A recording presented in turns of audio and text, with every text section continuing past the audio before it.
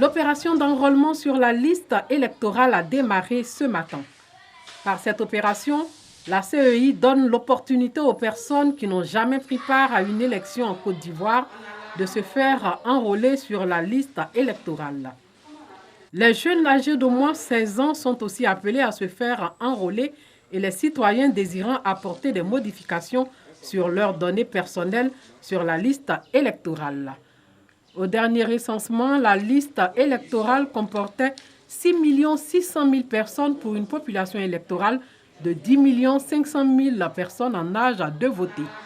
10 848 sites d'enrôlement sont ouverts sur l'ensemble du territoire et 84 autres à l'étranger. L'opération va prendre fin le 24 juin prochain. Un château d'une capacité de 3000 m3 pour résoudre définitivement l'accès à l'eau potable dans la sous-préfecture du Ouagayougou. Construction de voirie. Des travaux lancés par le Premier ministre Amadou Gon Coulibaly en juin 2018 lors de sa visite dans la région du Gor. À travers ces travaux, le gouvernement traduit ainsi en acte concret sa volonté d'apporter le développement dans toutes les régions de la Côte d'Ivoire. Les cadres et la chefferie traditionnelle de Ouagayougou, avec à leur tête le PCA, la Sodexam, ont visité les différents chantiers. Une visite pour voir l'état d'avancement des travaux. Je suis venu constater que les travaux avancent très bien. Au niveau du bitumage, c'est quasiment fini. Le château est en voie d'achèvement. Ouagayougou est érigé en sous-préfecture depuis 1961. Nous étions confrontés à des pénuries d'eau et aujourd'hui c'est un soulagement pour la population.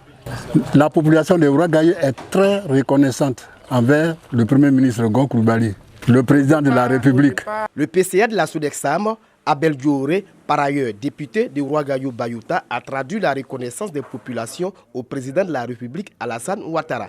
Et notre souhait, comme l'a dit le chef de village, ce serait de voir le président de la République ou à défaut le Premier ministre venir inaugurer ces œuvres qui font la fierté de Ouagayougou, ces œuvres qui démontrent que dans la politique du président Alassane Ouattara, il n'y a pas d'exclusion, que tous les Ivoiriens sont égaux, il emmène le développement partout. Ces chantiers viennent donner fière allure à la sous-préfecture de Ouagayougou qui connaissait un retard en matière de développement. Ce sont 4,5 km de bitume qui sont réalisés dans la localité. Ces travaux sont prévus pour s'achever fin août 2020. 114 nouveaux cas de la maladie à coronavirus enregistrés ce mardi en Côte d'Ivoire. Sur 515 échantillons prélevés, soit 22,1% de cas positifs. 176 guéris et 0 décès. À la date du 9 juin 2020, la Côte d'Ivoire compte donc 3 995 cas confirmés, dont 2 045 personnes guéries, 38 décès. À ce jour, la Côte d'Ivoire compte 1912 cas actifs. Le nombre total d'échantillons est de 32 664. Connus du grand public pour leur présentation en langue sur les antennes de la télévision et de la radio nationale, ils sont désormais en première ligne dans la lutte contre la pandémie à coronavirus, la Covid-19. De pouvoir les examiner à l'INGS, de pouvoir bien les suivre. Une fois que le masque est posé sur le visage, on essaie de ne pas le...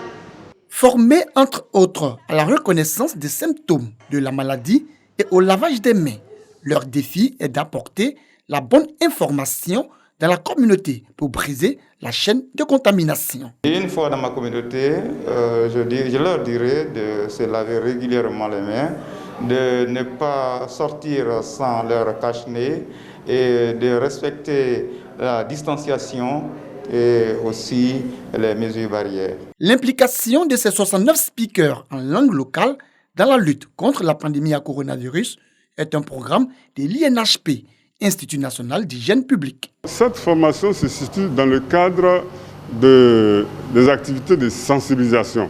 D'abord de la communication et de sensibilisation des populations. Et cette formation a été faite avec l'appui de l'UNICEF. Donc pour permettre à nos speakers en langue nationale d'adapter le message de communication que nous avons préparé pour que les populations puissent les comprendre. Briefing des speakers en langue nationale. C'est l'objet de cette activité qui a duré une journée. Ces veuves ont de bonnes raisons d'esquisser des pas de danse. En cette période de restrictions sanitaires, elles viennent de recevoir des tonnes de vivres et de non-vivres d'une valeur de 5 millions de francs CFA. ONG Petrarok nous a appelés. Je suis venu, voilà, mes bras sont chargés avec des sacs de riz. Avec les choses, on lave la main, avec ce qu'on met sur le nez. Je n'avais rien à manger, 5 francs même, je n'avais pas. Un coup, on dit, Petrarok vous appelle. On est parti, je vois un gros sac de riz, huile, des condiments un peu. Je dis, Seigneur, merci. Ce sont 350 veuves qui bénéficient de cette opération de don de riz, de lait, d'huile, de cache-nez et d'une enveloppe. L'initiative de l'ONG Petrarok cadre bien avec la politique sociale du gouvernement dans le cadre de la lutte contre la maladie à coronavirus. En cette période difficile et très difficile, qui peut s'occuper des veuves et des orphelins? Mais nous, en tant que Petrarok, nous avons répondu à l'appel du gouvernement, raison pour laquelle nous avons mis nos peu de moyens que nous avons mis à la disposition des veuves et des orphelins. Ces dons ont été réceptionnés par les présidentes de chaque session de l'ONG qui les redistribueront à leurs membres. Rappelons que des prières ont été dites pour soutenir les efforts du gouvernement dans la gestion de la crise de la COVID-19. École primaire publique Kouté 4, commune de Yopougon.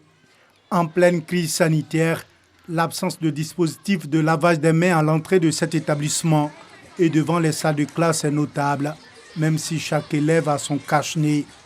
C'est pour combler ce manque que l'ONG Mondoman a fait don de kits de lavage des mains, de savon, de gel hydroalcoolique et de cache-nez à l'école, suivi d'une démonstration de lavage des mains. D'abord, on prend du savon. Je frotte mes peaux. Je lave au-dessus de mes doigts. Je lave mes pouces. Et je rince mes mains.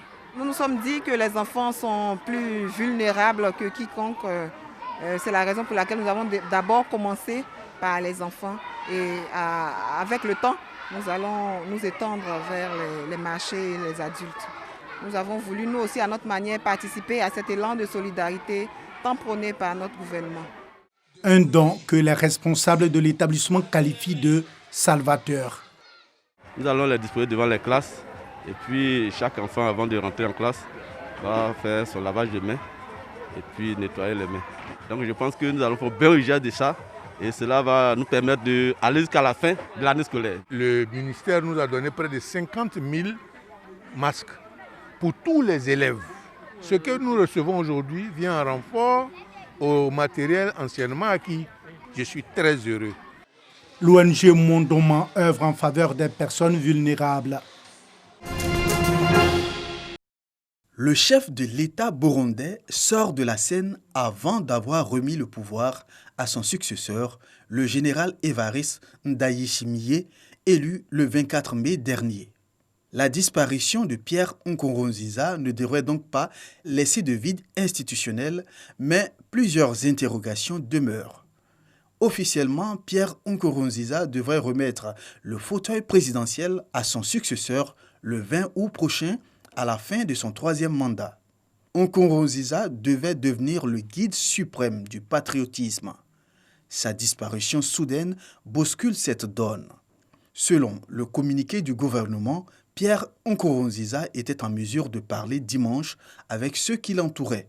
D'où la grande surprise de voir son état de santé se détériorer brutalement le lundi matin. Pierre Nkurunziza est officiellement mort d'un arrêt cardiaque hier mardi.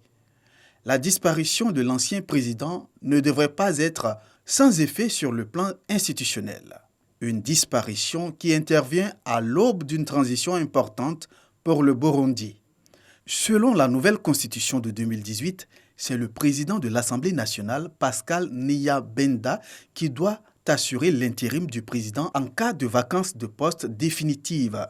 Mais les circonstances sont exceptionnelles, explique ce cadre en rappelant que Pierre Nkurunziza était à moins de 3 mois de la fin de son mandat et que la victoire de son successeur à la présidentielle du 20 mai venait d'être validée définitivement par la Cour constitutionnelle. Pierre Nkurunziza était professeur d'éducation physique quand il prend la tête d'un CNDD-FDD en crise en 2001. Élu président de la République en 2005, Pierre Nkurunziza va peu à peu s'imposer.